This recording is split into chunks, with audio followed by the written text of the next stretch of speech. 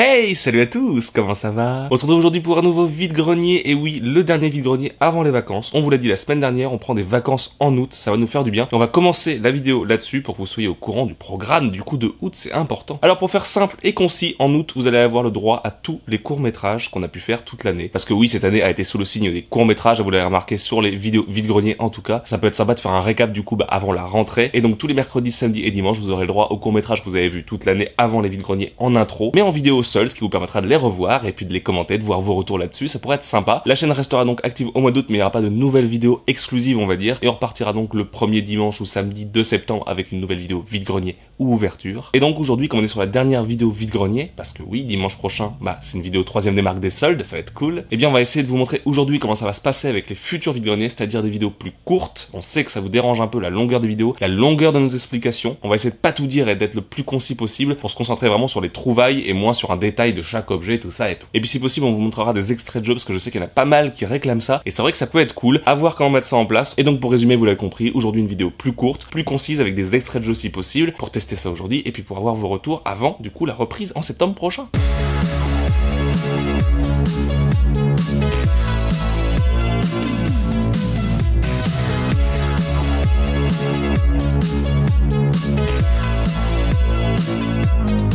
On commence les trouvailles avec un item que je suis trop content de rentrer. Il s'agit de la trilogie en Blu-ray de Ocean 11, 12 et 13, les 3 films de Steven Soderbergh, que j'adore tellement et que je n'avais pas du tout dans la collection, ça fait très plaisir. Le 8 est sorti il y a pas longtemps en plus, donc on est à peu près dans l'actu. Alors c'est pas Soderbergh qui l'a réalisé, mais peut-être qu'il est bien, je ne sais pas, les critiques sont pas très bonnes pour le moment, mais bon, on le regardera sûrement un de ces jours. Alors si vous ne connaissez pas du tout cette trilogie, on ne sait jamais, en fait il s'agit de films de braquage, dans lesquels le personnage de Ocean en fait essaie de reconquérir sa bien-aimée, jouée par Julia Roberts. C'est à peu près ça le pitch en fait, tout s'articule autour d'une histoire d'amour en fait. Ce qui fait surtout le succès de ces films, c'est avant tout l'écriture qui est juste ouf, hein. Soderbergh, on le retrouvait sur Che partie 1 et 2, qui étaient juste des films extraordinaires, sur Contagion aussi, donc du coup on sait que le mec sait y faire, et c'est surtout le cast qui est ouf. Je vous ai déjà parlé de Julia Roberts, mais aussi de George Clooney qui joue Ocean, Brad Pitt, Matt Damon, et puis toute une autre clique, et puis des guests à chaque Ocean, donc c'est plutôt la classe. Du coup vous l'avez compris, je suis très content de rentrer une belle trilogie de films comme ça, c'est un coffret tout simple, hein, avec les 3 Blu-ray dedans, mais il fait son effet, il est très joli, et on l'a payé seulement 5€ sans négociation, ce qui est assez ouf, ça fait un peu moins de 2€ le film, c'est très bien je trouve pour des films qui sont juste hyper cultes. Je continue avec presque du jeu vidéo puisqu'il s'agit d'une OST de Streets of Rage. Je suis extrêmement contente de rentrer cette OST parce qu'il faut savoir que Streets of Rage, c'est mon jeu de combat d'enfance en fait tout simplement. Une abonnée m'a permis de rentrer à nouveau dans ma collection. Coucou à toi Baba Mathieu si tu passes par là. Et donc ici il s'agit d'une réédition tout simplement de cette OST. On retrouve donc bien ici la musique originale composée par Yuzo Koshiro, mais aussi 3 titres inédits qu'il avait à l'époque composés pour le jeu mais qui ne sont jamais sortis. Et donc en fait la maison de production qui a sorti cette OST a collaboré directement avec lui, donc c'est ça qui est cool. Et ce qu'il faut savoir surtout, c'est que cette maison de production est française. Elle est en fait spécialisée dans la musique japonaise, donc je vous invite très fortement à aller voir leur site parce qu'ils proposent beaucoup de choses. Je n'ai d'ailleurs pas dit le nom, c'est Wayo Records. Et d'après ce que j'ai lu, en fait, cette OST est la première d'une collection qui vont sortir qui s'appellera Retro Legends. Je ne sais pas si elles sortiront en vinyle ou juste en CD comme on a là, mais bon, le CD c'est déjà très cool, sachant qu'on ne l'a payé que 5€ et vous le voyez en plus, il est sous blister. Donc 5€ une petite OST neuve, ça fait plaisir. On passe enfin vraiment à du jeu vidéo avec un jeu de DS trop cool, Warhammer 40 000 Squad Command. Je suis trop content de rentrer un titre Warhammer, j'en avais aucun dans la collection. Les fameux jeux de stratégie de High Fantasy qui sont avant tout reconnus pour les jeux de plateau, hein. Les Warhammer, tout le monde connaît ça, je pense, les mecs, les peignés et tout. Moi, j'ai jamais eu le budget, donc je l'ai jamais fait malheureusement. Mais les jeux vidéo tirés de la licence sont surtout sortis sur PC, et là, ça fait très plaisir de rentrer un opus portable du coup. En plus, on est face à un jeu super simple à prendre en main, ce qui est plutôt cool. C'est peut-être un peu simpliste, mais c'est surtout que c'est cool parce que ça simplifie une licence qui est hyper dure au contraire sur PC. Et on peut jouer quand même jusqu'à 8 joueurs, ce qui est plutôt pas mal sur une console portable, que ce soit en ligne ou en local. Alors au niveau du gameplay, on est sur un gameplay classique Warhammer, vu de dessus et tout, sauf qu'on est sur Warhammer 40 000, donc la facette un peu plus futuriste de Warhammer, que je préfère en plus, donc c'est parfait. Et je vous l'ai pas dit, mais on est bien sûr sur un mode de combat en tour par tour, c'est la base des jeux de stratégie. Et ce titre qui est pas forcément le meilleur, parce que comme je vous l'ai dit, simple, mais qui en même temps est une belle pièce à rentrer dans la collection, et bien on l'a seulement eu pour 3€, ce qui est très cool pour un jeu de DS complet je pense, je sais pas s'il y a un livret, mais en tout cas, un jeu de DS plutôt rare à trouver. Avant de passer au coup de fusil, je vous présente mon petit coup de fusil à moi. Ce sont 2 jeux Mega Drive que je suis très contente de rentrer. Enfin, je rentre des jeux Mega Drive dans un vide-grenier. C'est la première fois que je vous en présente ici. Bon, ce sont 2 jeux que j'ai payé assez cher, vous allez le voir à la fin, mais quoique j'ai quand même négocié le prix. Le premier étant Super Monaco GP. Alors comme beaucoup de jeux Mega Drive à l'époque, à la base c'est un jeu d'arcade en fait, qui lui-même est une suite d'un autre jeu d'arcade, mais cette version Mega Drive du coup propose plus de modes, c'est ça qui est intéressant.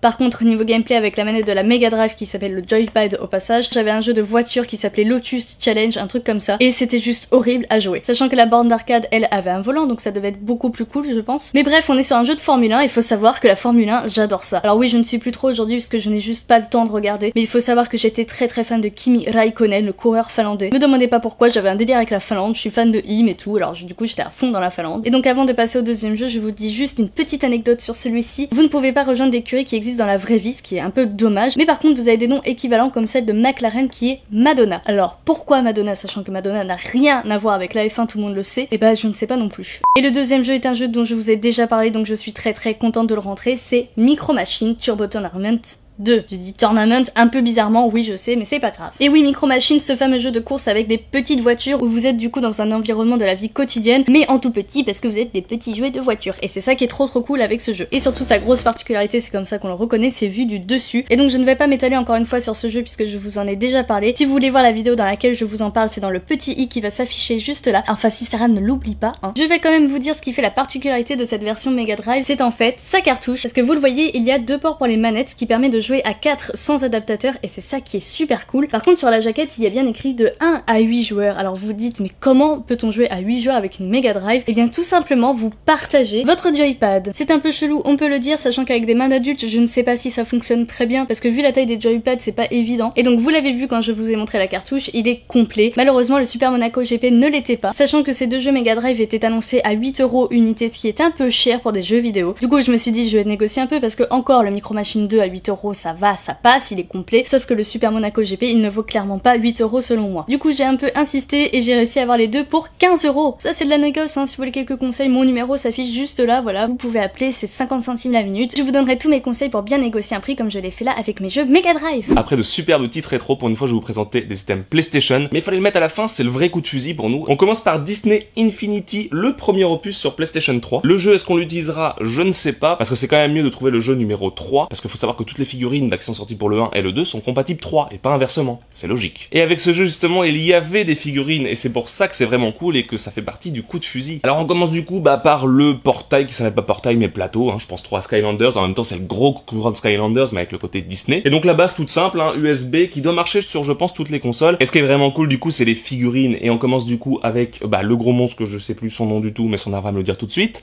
Sully de Monstres et compagnie que je suis trop content de rentrer parce qu'il est très beau pour le coup. Monsieur Indestructible, des Indestructibles, que je suis trop content aussi de rentrer parce qu'en plus le 2 vient de sortir au cinéma, je ne l'ai pas vu. Faut savoir que Sanson a même pas vu le 1, faut absolument qu'elle voit, dites-le dans les commentaires. Faut que tu vois les Indestructibles parce que c'est vrai que c'est un très bon Pixar. Et enfin Jack Sparrow de Pirates des Caraïbes, forcément. On n'aime pas trop forcément la licence Pirates des Caraïbes, je suis pas fan des films, mais en l'occurrence le Disney Infinity, la figurine en elle-même est juste magnifique. Donc je suis très content de le rentrer et j'ai hâte de voir dans le jeu un peu les animations qu'il a parce que c'est justement en mode je mange des couilles. Et donc pour revenir très rapidement sur le gameplay, si vous connaissez pas, on est sur le même principe que ce soit Skylanders, là les Disney Infinity, les Amiibo ou tous les délires comme ça. En fait, tu as un jeu vidéo de base et du coup dans le jeu vous avez des missions pour les personnages que vous avez là. Il y a plein en plus de Disney Infinity, donc plein de missions possibles. Et donc pour faire simple, quand vous êtes dans le jeu, vous mettez le personnage sur la base et donc le personnage apparaît dans le jeu et vous pouvez faire ses missions. Donc c'est plutôt sympa, j'aime bien le principe d'avoir une figurine IRL et de la poser dans un jeu et qu'elle se matérialise dedans. C'est plutôt pas mal. Ça serait cool qu'ils fassent ça avec les pop. Il y a déjà un jeu mobile pop qui va sortir Gears of War, donc est-ce qu'un jour les pop vont être dans un jeu? Oh, ce serait cool. Le deuxième jeu de ce lot n'est autre que Haze sur PlayStation 3, un jeu de chez Ubisoft et Free Radical qui est censé être le Halo Killer. En tout cas, c'est comme ça qu'il a été annoncé à sa sortie. Il a 4 lettres pareilles, on est sur un même délire FPS et c'était censé du coup être l'exclu PlayStation 3 qui concurrencerait l'exclu Microsoft. Je ne pense pas qu'ils ont réussi vu que j'ai à peu près jamais entendu parler de ce jeu. Alors au niveau du gameplay, on est sur un FPS pareil avec des armes qui ressemblent à Halo, avec des véhicules qui ressemblent à Halo, sauf qu'il y a un délire de nectar en fait. Notre personnage peut prendre du nectar pour devenir un super soldat. C'est pas mal dans le délire, c'est un peu le délire voilà Captain America ou autre ou même Crysis un peu. Mais le problème c'est qu'apparemment quand tu prends du nectar au niveau gameplay, ça change pas grand chose, donc c'est un peu raté à ce niveau-là. C'est dommage vu qu'en plus c'est le seul côté un petit peu original du titre. Et donc est-ce que ce jeu vaut la peine? Je ne sais pas. En tout cas, tu remplaces le H par un N, ça fait naze.